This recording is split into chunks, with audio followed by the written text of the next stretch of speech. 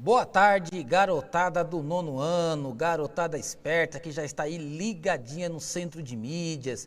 Se prepare aí para a aula de geografia de hoje, pegando seu material, seus cadernos, suas canetas, ficando aí a postos para os conhecimentos que serão dirigidos hoje nessa aula de geografia. Eu sou o professor Carlos Neri, professor de História, e estarei auxiliando essa aula de Geografia, cujo tema é População Mundial, Indicadores Sociais e Econômicos. Quem irá ministrar essa aula é o professor Antônio Russo, que já está aqui ao meu lado, preparado para instruir vocês nas habilidades de hoje. Boa tarde, professor Antônio Russo. Boa tarde, professor Carlos. Obrigado aí pela participação. Obrigado. Boa tarde a todos, né, alunos, alunas aí do nono ano, os professores e professoras. Né, nós vamos ter uma aula de retomada de uma habilidade do oitavo ano. Então vocês vão aí acompanhar com o professor Carlos o que nós vamos trabalhar hoje. Iremos trabalhar habilidades de transição. São essas habilidades que irão proporcionar aí a ligação de conhecimento temático entre o oitavo e o nono ano. Então, é uma habilidade do oitavo ano, mas que irá dirigir os estudantes para as futuras habilidades, aquelas que estarão encaixadas dentro aí do primeiro bimestre do nono ano. Então, vamos ler aí qual é a habilidade de transição que iremos utilizar hoje. Será a habilidade 26, analisar a dinâmica populacional e relacionar com as transformações tecnológicas, também averiguar aí os indicadores de qualidade de vida e nível de desenvolvimento socioeconômico e ambiental de países distintos em diferentes regiões do mundo.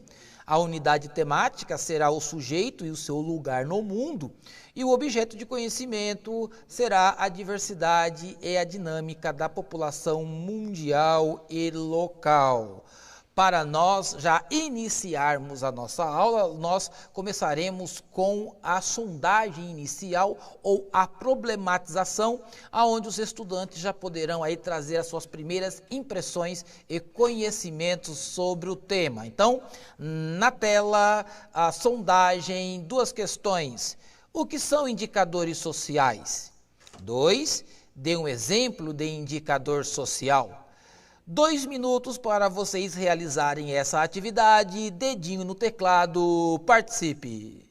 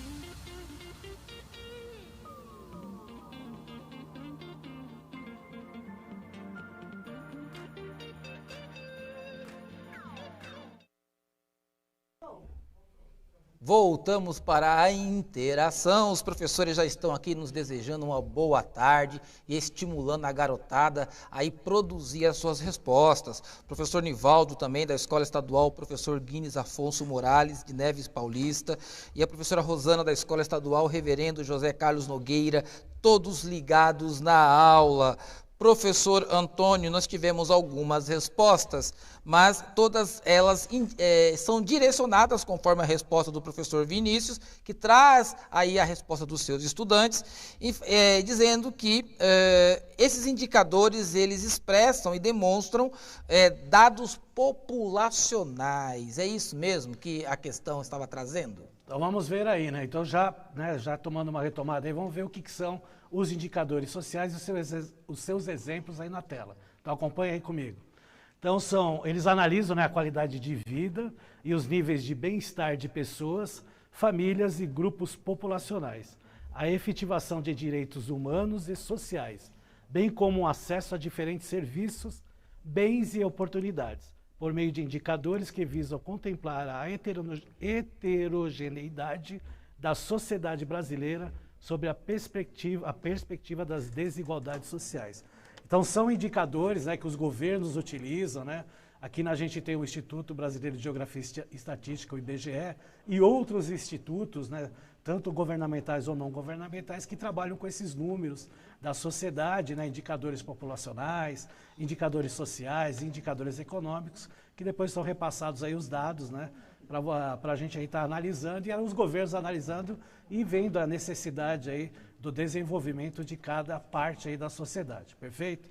Para começar, a gente vai ver um mapa sobre a população total do mundo, né? Então acompanha aí na tela. Então é um mapa aí de 2017, que a gente vê aí a estimativa da população do país em relação à população mundial, né? Então os países mais escuros são países que têm um crescimento maior em relação aos países que têm uma identificação mais clara, né? Então, logicamente, está em destaque aí a China e a Rússia, a China e a Índia, que tem aí uma relação ainda de uma expectativa de crescimento muito acima do normal, apesar que a China já está diminuindo, né? Tanto é que a gente vai ver depois aí uma animação mostrando aí a diminuição da diferença entre China e Índia. Então, essa população total mostra aí, né, na realidade, a distribuição da população, né, e a perspectiva de aumento ou diminuição de algumas regiões. Então, a gente vai ver a Europa com alguns países já tendo um crescimento vegetativo menor, né, a gente tem aí o continente africano, o continente asiático, ainda com uma perspectiva de aumento, de crescimento, como alguns países aqui da América. Então, toda essa relação acaba, né, interferindo aí no desenvolvimento e aí nos indicadores sociais que a gente viu aí como exemplos. Agora vocês vão ver aquela animação que eu citei para vocês, né? O professor Carlos vai colocar aí na tela. Já está. Então tá aí, né? A gente está observando, né, como ao vivo, né, o aumento da população mundial. Então ela está aí aumentando os números, mais de 7 bilhões e 800 milhões é o total da população mundial atual. Aqui a gente está vendo os nascimentos de hoje, mais de 226 mil pessoas nasceram hoje. Morreram aí mais de 94 mil, quase 95 mil. O que dá uma diferença, né, que aí o crescimento positivo entre mortes e vivos de 131.240 aí mudando, né? Então nós temos nascimentos este ano aí, mais de 18 milhões de crianças, né? Morreram aí mais de 7 milhões, quase aí, mais de 7 milhões e 800 mil pessoas, né? O crescimento da população nesse ano foi de 10 milhões e 819 mil, e aí vai mudando os números, né? Então, são números, né? Por isso que a pesquisas dos indicadores sociais, eles são feitos anualmente, né? Agora, a relação dessa questão aí, ela demora muito para ser colocada no papel.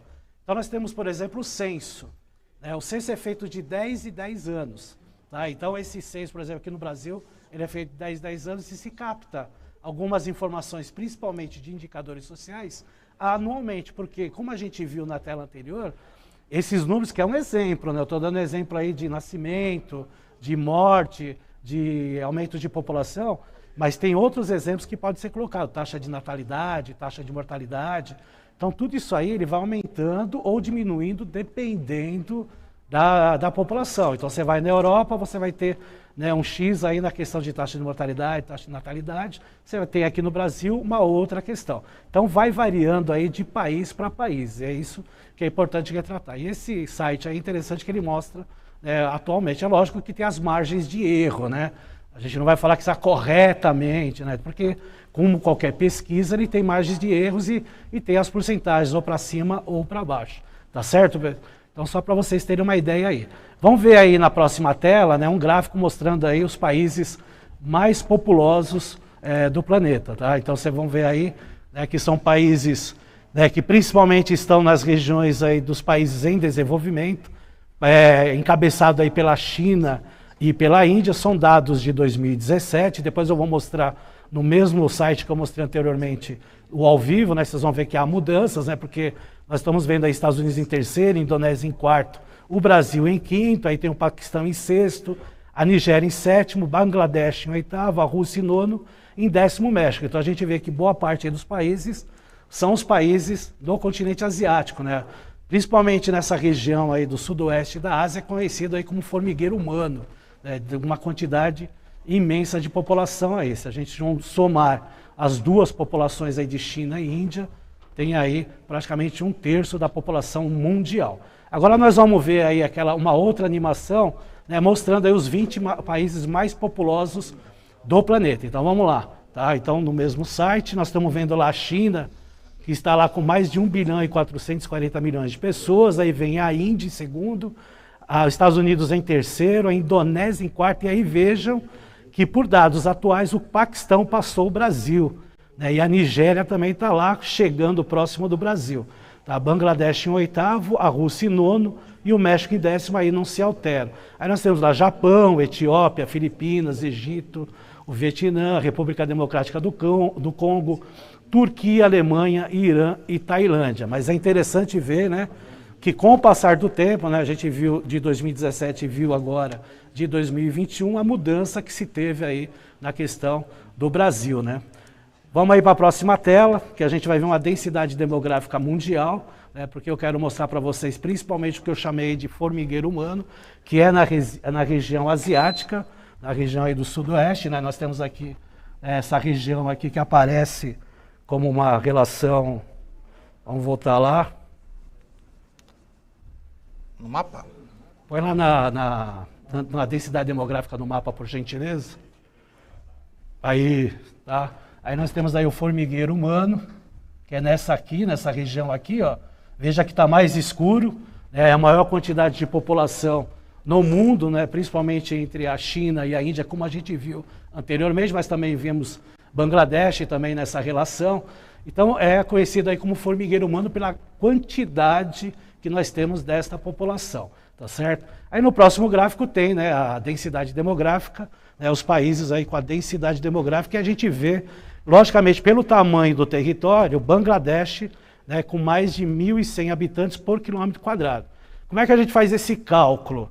Nós pegamos a população total e dividimos pela área, e aí nós temos os habitantes por quilômetro quadrado. Então pegamos Bangladesh, que tem 164.669.751 pessoas, dividimos pela área total de 147.630, aí nós vamos ter uma densidade demográfica por quilômetro quadrado de 1.115 pessoas. Quando a gente olha para o Brasil, a gente vai ver lá, com dados de 2017, 207.660.929 habitantes, dividindo por 8.515 quilômetros, 759 quilômetros quadrados, dá uma densidade bem menor, 24 habitantes por quilômetro quadrado.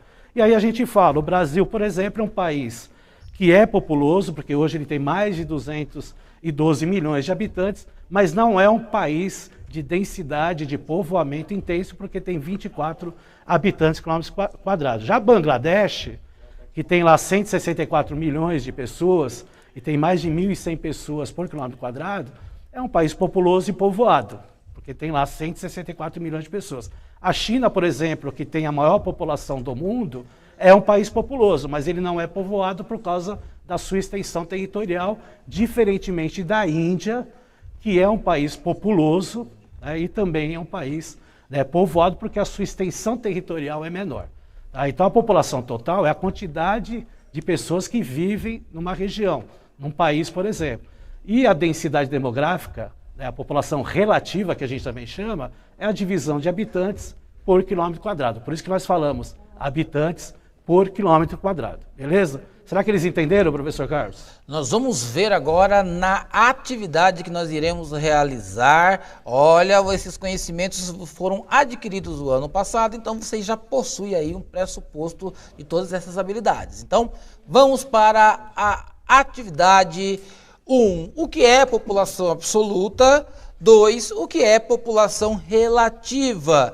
Nós daremos para vocês 2 minutos, dedinho no teclado, participe.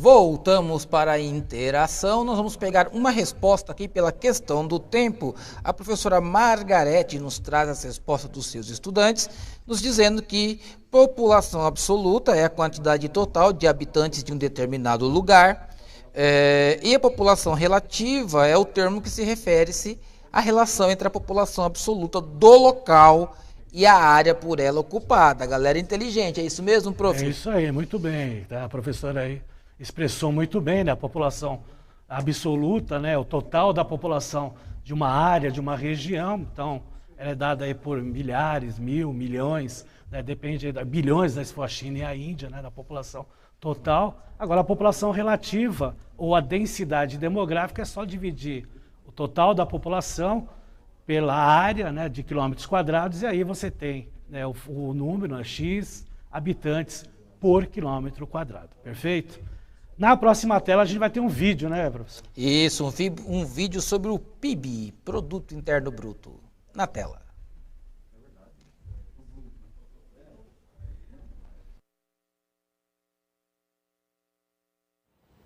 Você sabe como o PIB é calculado? O Repórter Brasil explica.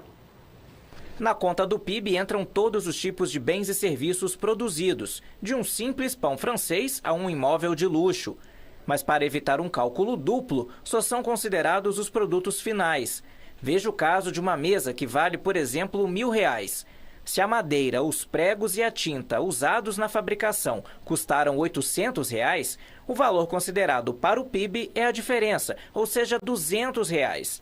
O IBGE faz esses cálculos para todos os setores da economia. Se as pessoas compram mais, as empresas contratam trabalhadores e adquirem máquinas e equipamentos. Isso movimenta a economia e gera mais receita para o governo, o que também faz girar a roda dos investimentos. As exportações também entram na conta. O resultado final do PIB é a soma de todos esses itens, menos as importações.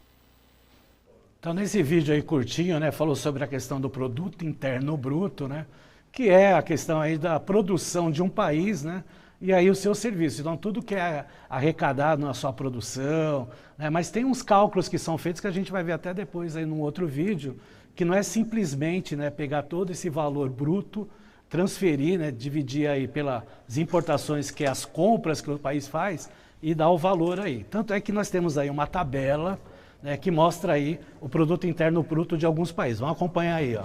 São dados de 2016, então, por exemplo, Estados Unidos está em primeiro aí, com mais de 18 trilhões de dólares no seu PIB. E depois vem a China aí com 11 trilhões.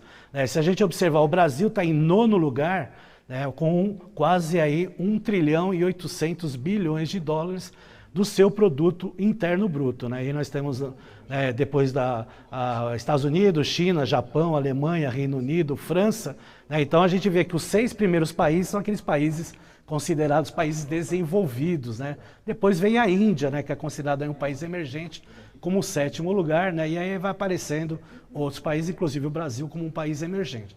Então essa relação aí que se fala do produto interno bruto é uma relação de que é feito e produzido internamente no país, né? Até por empresas estrangeiras, né? Por isso que nós temos aí o PIB, que é o produto interno bruto, e o produto nacional bruto, que aí se considera até a produção, né, da empresa brasileira, por exemplo, de outros países, né? As suas filiais em outros países, o que já não coloca aí nessa relação com o PIB. Então, produto interno bruto diz toda a produção feita dentro do país, tá ok? Na próxima tela aí nós vamos ver aí um vídeo, né, que fala aí sobre como é calculado esse PIB aí, mais ou menos essa relação com o vídeo anterior, tá ok? Vamos aí acompanhar? Como vimos, o PIB é a soma de todas as riquezas que são produzidas no país. Mas você sabe como ele é calculado? O Repórter Brasil explica. Na conta do PIB entram todos os tipos de bens e serviços produzidos em um determinado período, de um simples pãozinho a um imóvel de luxo. Mas para evitar um duplo cálculo, só são considerados os produtos finais, ou seja, a matéria-prima não é incluída. Se uma mesa custa, por exemplo, R$100 e foram gastos na sua fabricação R$80 com madeira, pregos e tinta, o PIB é a diferença, ou seja, R$20. E o IBGE precisa fazer esses cálculos para todos os setores, excluindo sempre o que foi gasto no meio do processo, para se chegar ao produto final. Se as pessoas compram mais, as empresas contratam trabalhadores, adquirem equipamentos e o governo tem mais receita. Isso tudo movimenta a produção e faz a economia crescer, impulsionando o produto interno bruto do país. Então vocês viram aí, né? Então não é tão simples fazer o cálculo do PIB, porque tem valores agregados em um só produto, que é o caso, por exemplo, que ele deu, né? Deu o exemplo do vídeo da mesa, né? Então se você tem a madeira, essa madeira ela já foi vendida, ela foi computada no PIB também. Então não dá para você computar por duas vezes. O prego a mesma coisa, porque ele já foi computado na hora de produzir. Tá? Por isso que fala, produto interno bruto é a produção de cada país, perfeito? Na próxima tela a gente vai ver uma outra tabela, então acompanha aí para vocês observarem. Nós temos aí a paridade de poder de compra da população em bilhões de dólares de 2016. Então nós temos lá, aí você vê que a China já está na frente dos Estados Unidos, né? Nós temos a Índia em terceiro, né? E o Brasil aparece em 7º lugar. Tá? Então nós temos aí China, Estados Unidos, Índia, Japão, Alemanha, a Rússia, o Brasil, a Indonésia, o Reino Unido e a França como os 10 países aí desse poder de paridade de compra, que já é uma relação mais com o poder aquisitivo da população, tá certo? Na próxima tela a gente vai ver uma outra tabela, para vocês verem também aí a relação de poder da renda per capita. Como é que a gente calcula a renda per capita? Nós pegamos aí, né, o total da população e dividimos aí pelo PIB, por isso que fala PIB per capita, ou seja, PIB para cada cidadão do país. E aí quem vai aparecer? Um país minúsculo da Europa chamado Luxemburgo, que tem aí uma renda per capita anual, dados de 2016, de mais de 103 mil dólares por ano para cada cidadão. tá certo? Então é uma relação, né, do seu PIB com o total da população, que é bem menor do que o Brasil, por exemplo, né, que ele acaba nem aparecendo aqui nessa relação, porque a gente tem os 15 maiores países, né, em relação ao PIB per capita. Então temos lá Luxemburgo, Suíça, Noruega, Macau, Irlanda, Catar, e um país que vem industrializado é os Estados Unidos aí por último. Para vocês verem que nessa renda per capita também não tem tanta relação com a industrialização e outros fatos econômicos, tá certo? Para finalizar, só para mostrar para vocês, tem um vídeo aí, né, que mostra o PNUD brasileiro, printem a tela, né, depois vai estar no repositório para vocês assistirem esse vídeo, tá, que é importante, que mostra aí, né, o Atlas do Brasil, né, e o IDHM, que é o Índice de Desenvolvimento Humano dos Municípios. Aí vocês podem acompanhar como é que está, né, o IDH dos municípios na qual vocês moram. Né, e para finalizar, um Saiba Mais, né, pode printar também a tela aí do Atlas do Desenvolvimento Humano do Brasil, tá certo? Que aí vocês entram lá e tem todos os dados, né, desses aspectos sociais e econômicos do Brasil, perfeito? Foi muito bom estar com vocês aqui, né, eu agradeço ao professor Carlos pela companhia e até a próxima. Até a próxima, avalie a aula no final. Tchau.